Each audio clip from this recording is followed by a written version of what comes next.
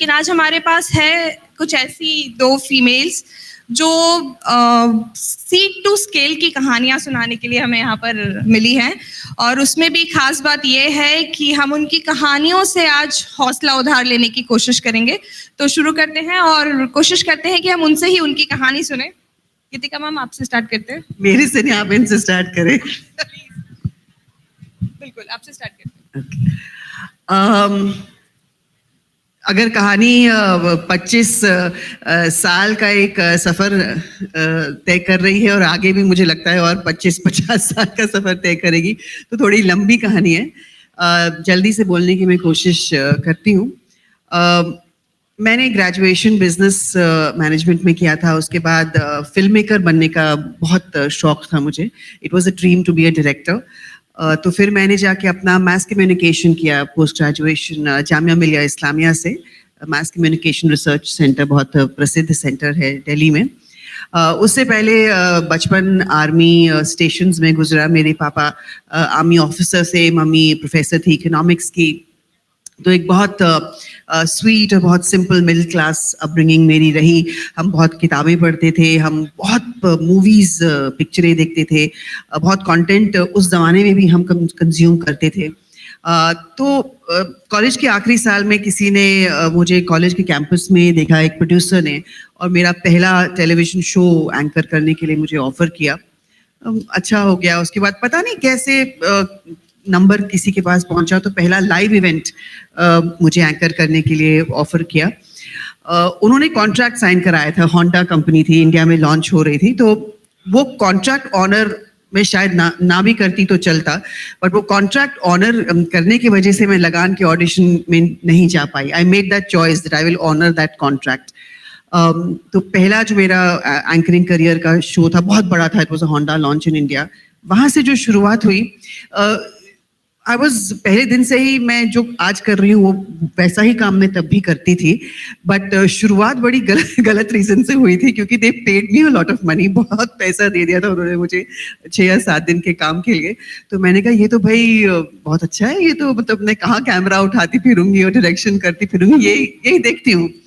But शुरुआत में बहुत जो माहौल था उस वक्त लाइव इंडस्ट्री का, इन जनरल मीडिया इंडस्ट्री का, विज़िवी विमेन, औरतों के मद्देनज़र रखते हुए, थोड़ा सा मेरे लिए बहुत एक नया माहौल था। बिकॉज मैं एक आर्मी बैकग्राउंड से थी, एक पढ़ी लिखी लड़की थी मैं, एंड बहुत स्ट्रॉन्ग व्यूज़ थे मेरे अबाउट जेंडर इक्वालिटी। थोड़ा सा समय लगा मुझे इस इंडस्ट्री में एडजस्ट होने के लिए, बट बहुत काम मिला। फिर 2010 में मैंने एक ब्रेक लिया 2 या 3 सालों का, बिकॉज आई गॉट मैरिड, मेरी बेटी हुई। असली कहानी ना उसके बाद शुरू होती है।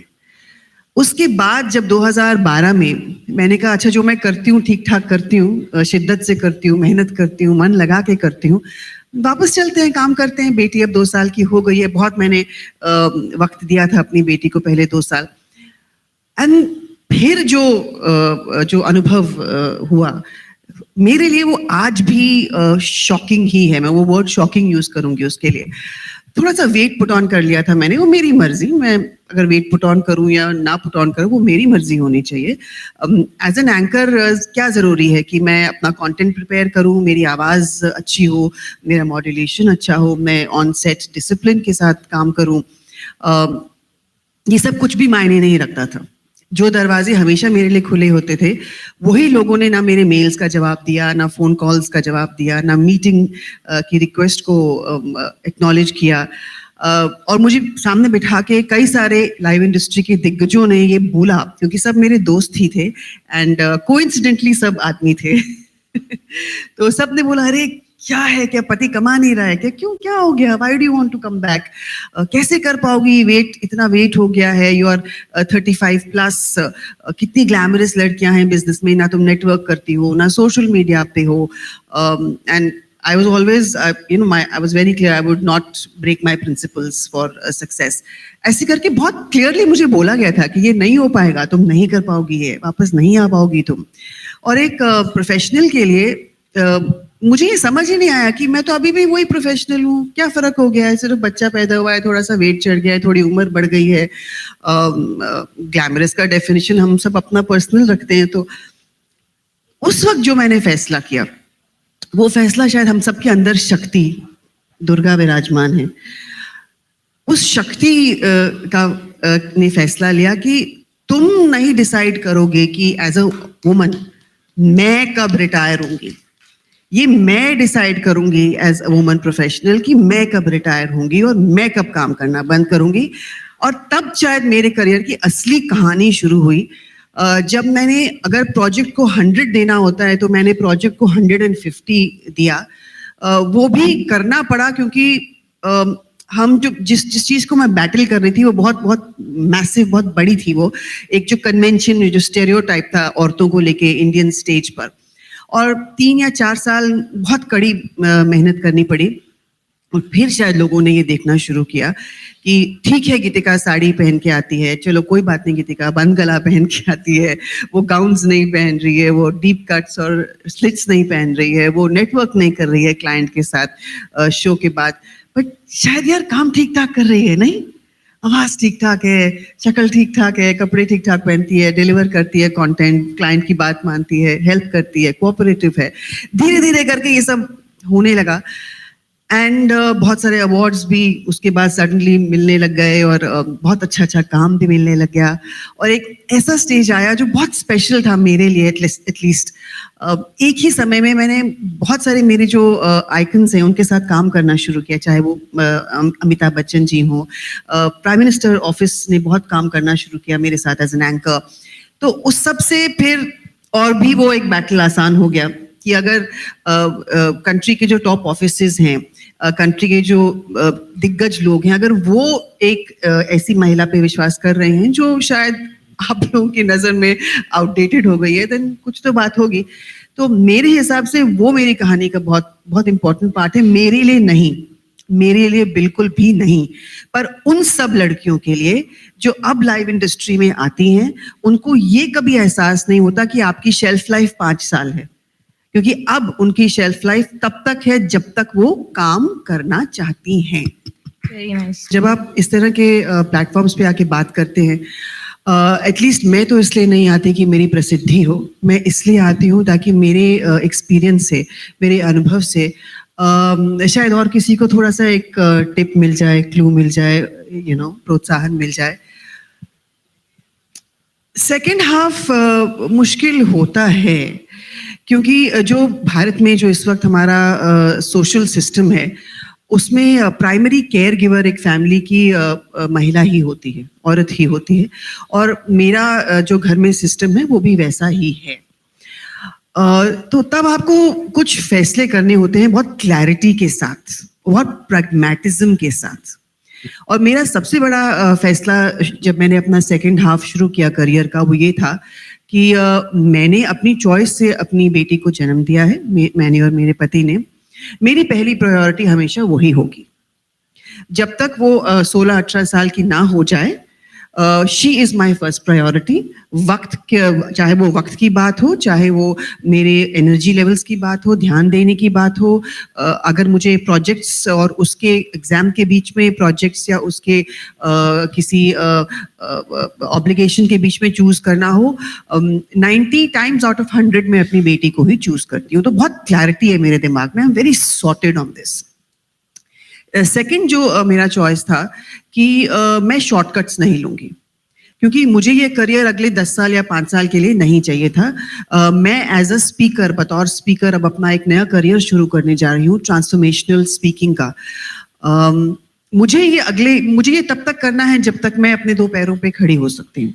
तो शॉर्टकट से मैं वहाँ नहीं पहुँचने वाली थी। मुझे बहुत ही प्योरिटी से ये जर्नी तय करनी थी, जो बहुत लंबी रहेगी, बट मैंने वो किया। वो एक बहुत क्लैरिटी के साथ दूसरा चॉइस था। सपोर्ट सिस्टम की ज़रूरत पड़ती है, एंड सपोर्ट सिस्टम मांगने में हमें कोई झिझक नहीं करनी चाहिए, क्योंकि चाहे वो एक औरत हो, चाहे वो एक मर्द हो, चाहे आप मेरी दोस्त हैं, आप मेरे कलीग हैं, हम सबको एक दूसरे की मदद करनी चाहिए। पहले 5 से 6 साल जब जिया, 5 या 6 साल की थी, तब तक मेरी कई बार फ्रेंड्स आती थी, मेरी मम्मी आती थी फ्लाइट्स पकड़ के, मेरे पापा आते थे, मेरे हस्बैंड छुट्टी लेते थे, कई बार 2-2, 3-3 मेड संभालती थी। हमने क्या कुछ करके मैंने काम किया है। पर हेल्प सबसे मांगी है और इसमें बिल्कुल कोई गलत बात नहीं है. हेल्प मांगनी चाहिए एंड हम सबको एक दूसरे को हेल्प देनी चाहिए, specially when it comes to a working woman. उसके बाद आई वाज वेरी क्लियर कि जो मेरी इंडस्ट्री है, लाइव इंडस्ट्री, उसमें जो एंकर्स हैं, हमने शुरुआत कहाँ से की थी, रिनी साइमन और वो सब लेजेंड्स से, और कहीं बीच में आके फ्रॉम 2000, 2005, 2010 सारा फोकस पूरा ग्लैमर पे चला गया था फॉर स्टेज होस्ट्स. वो चीज़ वो मुझे गवारा नहीं थी, बिकॉज मेरा ये मानना है कि अगर एक महिला, चाहे वो फिल्म में हो, स्टेज पे हो, वो जिस तरह से अपने आप को पेश करना चाहती है, जो ऑर्गेनिकली उसके लिए वो उसकी चॉइस है, चाहे वो किसी तरह के कपड़े पहने, किसी तरह का एक्शंस करे, बात करे, वो उसकी चॉइस होनी चाहिए और मैं पूरी तरह से उस चॉइस की इज्जत करती हूँ, let me tell you that. But अगर वो इसलिए कर रही है क्योंकि वो मेल गेज को केटर कर रही है, क्योंकि जो आदमी है वो फैसले कर रहे हैं कास्टिंग के, और उनके दिमाग में ये कन्वेंशन है कि स्टेज पे जो एंकर खड़ी है वो ऐसे दिखनी चाहिए, वो ऐसी ड्रेस्ड होनी चाहिए. नहीं, अगर आपकी मर्जी है, आप कुछ भी पहन के खड़ी हुई है, आप कुछ भी बोलिए, कुछ भी करिए, वो एक महिला की मर्जी होनी चाहिए. ये मजबूरी नहीं होनी चाहिए कि to cater to my male gaze I will do this और I will not do that. तो वो मैं बहुत क्लियर थी कि मैं वो कभी भी नहीं करूंगी. एंड मैं आपको बता रही हूँ, ये बहुत एक हिपोक्रिटिकल सी बात है हमारी सोसाइटी में. बहुत ही गलत बात है जो नहीं होनी चाहिए आगे चल के. बहुत अजीब बात है कि जो ये मेल क्लाइंट्स हैं या जो एक मेल गेज है, और उस मेल गेज में औरतें भी आती हैं जो पावर पोजीशंस में बैठी हैं, by the way they also cater to that. आप जब ऊपर चढ़ रहे होंगे, अगर आप उस मेल गेज को केटर कर जाओगे ना, तो 10 साल से ज्यादा आपका करियर नहीं चलने वाला. अगर आप उस मेल गेज को चैलेंज करोगे और वो आपकी इज्जत करेंगे, आप अगले 100 साल वो करियर चला पाओगे. ये बहुत हिपोक्रिटिकल सी बात है हमारे देश में, बट ये सच है. So I was very clear of all of these things, and those are the principles that I have based my career on. हमारा जो societal system है उसमें हम आमतौर पे अपनी या तो in-laws के साथ रहते हैं या न्यूक्लियर फैमिलीज होती हैं. तो यहाँ बैठी सब जो मदर इन लॉ, अगर कोई हैं जो मदर इन लॉज हैं और आपकी बहुएं हैं जो वो काम कर रही हैं, मैं एक अपील यहाँ पे रखना चाहूँगी कि ये माइंडसेट मत रखिए कि मैंने तो अपना काम कर लिया, मैंने अपने बच्चों को बड़ा कर दिया, मैं नहीं अब हेल्प कर सकती, मैं आराम से बैठना चाहती हूँ.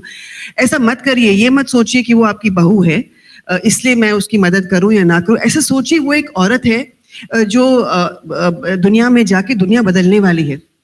एक को सिस्टर को आप सपोर्ट करिए. मुझे अपनी मदर इन लॉ से बिल्कुल भी कोई सपोर्ट नहीं मिला, मेरे को सारा सपोर्ट अपनी मदर से ही मिला.